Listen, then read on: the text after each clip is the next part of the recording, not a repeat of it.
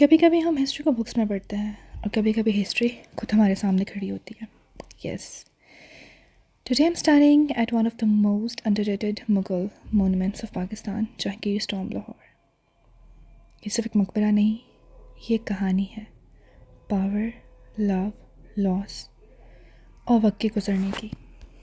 जब आप इस जगह पर एंटर करते हो ना, तो सबसे पहली चीज़ जो आप महसूस करते हो वो है सुकून. No city noise, no rush, बस खुले बाग, ठंडी हवा और एक साइलेंट रिमाइंडर कि यहाँ पर कभी एक बादशाह हुआ करता था. The tomb is located in Shahdara Bagh, right on the outskirts of Lahore, near the Ravi river. और ऑनेस्टली जितनी अटेंशन ताजमहल को मिलती है ना, उतनी अगर जहांगीर के मकबरे को मिल जाए तो ये भी कोई शक नहीं कि दुनिया के जुबों में शामिल हो सकता है. Who was Jahangir? Let's rewind a little. Jahangir was the fourth Mughal emperor, son of Akbar the Great. He ruled from 1605 to 1627 and he was very different from his father. Akbar was all about expansion and power and administration, but Jahangir, he was all about art, beauty, nature and justice. He loved paintings, gardens, poetry and travel, but all above, he loved Noor Jahan. और ये बात आप इस मकबरे के हर कोने में महसूस कर सकते हो. और मुग़ल आर्ट से, मुग़ल आर्किटेक्ट से कौन इनकारी है. जहांगीर को बहुत शौक़ था पोइट्री का, पेंटिंग का. वो सिर्फ एक बादशाह नहीं था, वो एक आर्ट की कदर करने वाला इंसान था. जैसे आर्ट की, पोइट्री की बहुत कदर थी. और ये चीज़ आप में फ़ील कर सकते हैं जब आप जाते हैं यहाँ पे. व्हेन यू एंटर, हर जगह से रिफ्लेक्ट हो रहा था उसका love for art and poetry. And above all, as I told you before, Noor Jahan was the most beautiful part of his life. वो सिर्फ उसकी क्वीन नहीं थी, but she was also partner in crime, partner in politics, partner in love for art. She participated in everything. और Noor Jahan Mughal history की the most powerful queen थी. और ये चीज़ आपको आज भी फ़ील होती है कि जो मकबरा है उसके ऑलमोस्ट हर कोने में आपको महसूस होता है इन दोनों का प्यार. 1627 में जहांगीर की वफ़ात के बाद नूर जहाँ ने इंश्योर किया कि जो उनका मकबरा है वो सिर्फ एक मकबरा नहीं, बल्कि आर्ट और एलिगेंस का सिंबल होना चाहिए. और ऐसा उन्होंने किया भी. उनके मकबरे पे लगा हुआ हर पत्थर, हर आर्ट, हर ज्योमेट्रिकल चीज़ें, एवरीथिंग, वो सब ये रिफ़्लेक्ट करती हैं कि नूर जहाँ ने कैसे जहांगीर की आर्ट के लिए प्यार को शो किया उनके मकबरे पे, हर जगह पे. और जहांगीर टॉम्ब इसलिए भी यूनिक है कि क्योंकि बाकी मुग़ल एम्परर्स की तरह से कोई सेंट्रल डोम नहीं है. इसकी ब्यूटी और डिटेल पोर्शंस में छुपी हुई है. Marble inlay, Pietro dura and Quranic calligraphy आज भी मुग़ल क्राफ्टमैनशिप को रिफ्लेक्ट करती है. और फिर 4 बाग gardens, 4 sectioned Persian style gardens, flowing water channels और सिमेट्री से डिज़ाइंस. ये गार्डन सिर्फ एस्थेटिक नहीं, बल्कि इस्लामिक विजन ऑफ पैराडाइज को भी रिप्रेजेंट करते हैं. यहाँ खड़े होकर आप सिर्फ हिस्ट्री नहीं देख रहे, आप महसूस कर रहे हैं एक एम्पर की पर्सनल टेस्ट, एक क्वीन की लव स्टोरी और मुग़ल एम्पर की एलिगेंस. और जब आप डिटेल में देखते हैं तो रियलाइज़ होता है कि जहांगीर सिर्फ एक रूलर नहीं था, वो एक विजनरी, एक आर्टिस्ट और एक लवर भी था. टाइम के साथ बहुत कुछ बदल गया. एम्पायर्स गिर गए, कॉलोनियल एराज आ गए, शहर के chaos ने हर जगह को घेर लिया. मगर जहांगीर का मकबरा आज भी वहीं खड़ा है, साइलेंट, पावरफुल एंड टाइमलेस. और ऑनेस्टली जब यहाँ पे आप एंटर करते हैं तो उसकी दीवारों पे जो आर्ट है, रिमार्केबल. आप when you enter you feel your self like आप इसी एरा से बिलोंग करते हैं. ये जो है, ये the one I am showing right now, this is the main building of मकबरा जहांगीर. इससे पहले जो 2 बिल्डिंग्स गुजरी, द फर्स्ट वन वॉज सराय, जहाँ पे बादशाह के गेस्ट वगैरह या उनके जो लोग थे वो स्टे करते थे. उसके बाद इट वॉज अ डाक बंगला, एक गो थ्रू था वहाँ से. उसके बाद डाक बंगला से क्रॉस करने के बाद आप आते हैं मेन बिल्डिंग पे, जो मेन बिल्डिंग है मकबरे की. और मकबरा जहांगीर के अंदर जो लाइक स्टोन्स हैं फ्लोरेसेंट है। मुझे आइडिया नहीं था यहाँ जाने से पहले, यहाँ से जाने के बाद जब मैंने थोड़ा सर्च किया है इसके बारे में, मुझे अगर आइडिया होता तो I would have shown you कि जो स्टोन्स लगे हुए रेड कलर के वो फ्लोरेसेंट है। जब आप उन पर लाइट मारते हैं तो वो ग्लो करते हैं।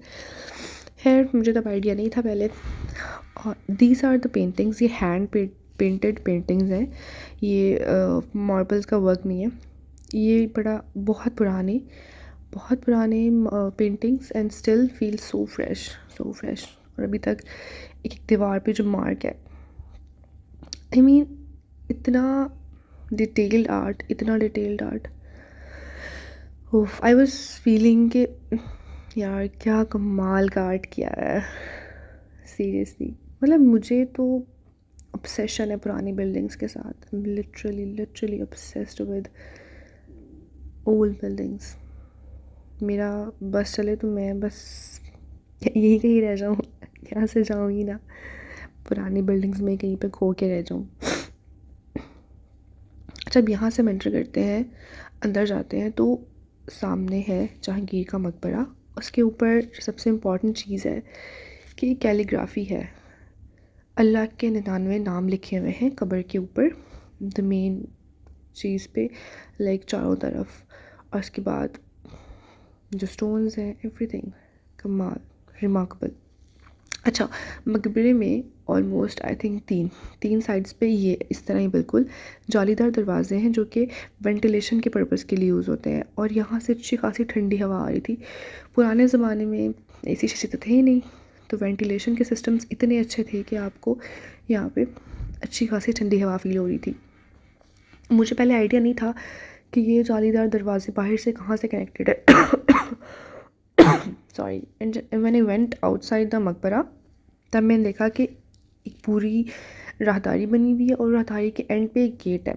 हर ये लाइक जालीदार जो दरवाजे बने हुए हैं, जो भी चीज़ें जालीदार, ये दीवार है, इसके साथ पूरी एक राहदारी अटैच्ड है। और उसके बाहर फिर बहुत बड़े से गेट्स नज़र आते हैं आपको। और मोस्ट प्रोबेबली जब गर्मी होती होगी यहाँ पे, तो इसको तो गेट्स को बाहर से खोल दिया जाता होगा, आई गेस। और maybe I am wrong, पता नहीं, अंदाज़े लगा सकते हैं, पूछ सकते नहीं हैं हम उनसे। है, ये जो रेड स्टोन्स नज़र आ रहे हैं आपको, ये फ्लोरेसेंट स्टोन्स हैं। और मुझे पता नहीं था कि ये फ्लोरेसेंट है। मुझे पता होता तो मैं ज़रूर लाइट मार के चेक करती। मुझे वहाँ से आने के बाद पता चला कि ये रेड स्टोन्स जो हैं ये फ्लोरेसेंट है मकबरे के ऊपर। But very subtle, very nice and very beautiful. Now let's get into some historical facts. Jahangir tomb was completed in 1937, 10 years after his death. 1927 में डेथ हुई थी और 1937 में ये मकबरा कंप्लीट हुआ था. It's one of the earliest Mughal tomb to show Persian influence in garden layout. The walls were originally decorated with intricate tile work, much of which still survives today.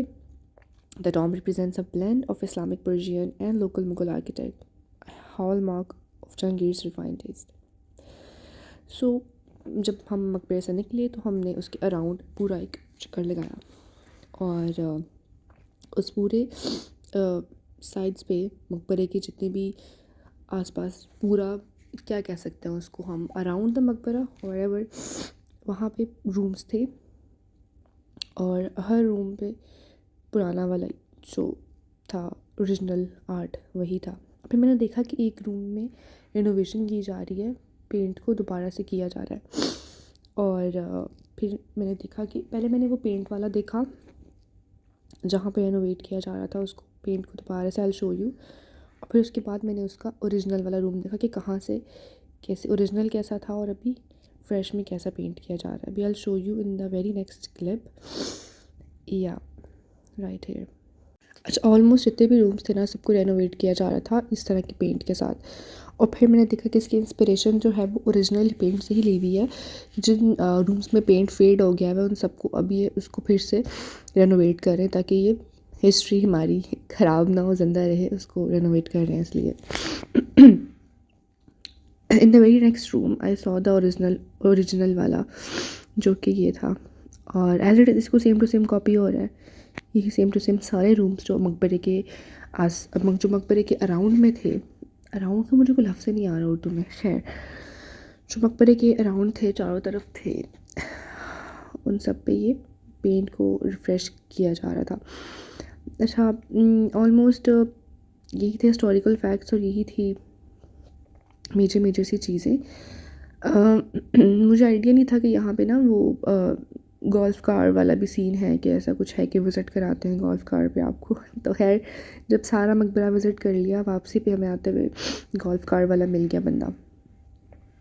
तो मुझे तो नहीं था, मुझे तो ये था कि बस ठीक है, ओके है, चल फिर लिया, देख लिया है। बट बाकी सब घर वाले जो थे उनको था कि नहीं, गोल्फ़ कार लेनी है। और गोल्फ़ कार वाला एक्सपीरियंस तो ऐसा था जैसे कोई रोलर कोस्टर चल रही है, मतलब बहुत फ़ास्ट, बहुत फ़ास्ट। इनफैक्ट मैंने कुछ पोर्शंस रिकॉर्ड भी किए हैं उसके, and I will show you. But first of all ये आहद को देखें। आहद वाज इन्जॉइंग सबसे ज़्यादा, ही वाज इन्जॉइंग सबसे ज़्यादा। और वो वहाँ जा रहा था जहाँ पे जाना अलाउड नहीं है, बिल्कुल ये गार्डन्स के बीचों बीच। लास्ट में निकलते हुए ना मुझे एक्चुअली बड़ा शौक़ होता है कि मैं ना बिल्डिंग्स के अंदर जाके देखूं। और वापसी पे बस मैंने थोड़ा सा अंदर जाके देखा बिल्डिंग्स में, घूम फिर के अकेले। मुझे अच्छा लगता है देखना बिल्डिंग्स को, बहुत कीनली ऑब्ज़र्व करना। पता नहीं, मुझे बहुत फैसिनेट करती हैं ये सब चीज़ें। है last but not the least, it was roller coaster time. ये गाड़ी रोलर कोस्टर से कम नहीं थी।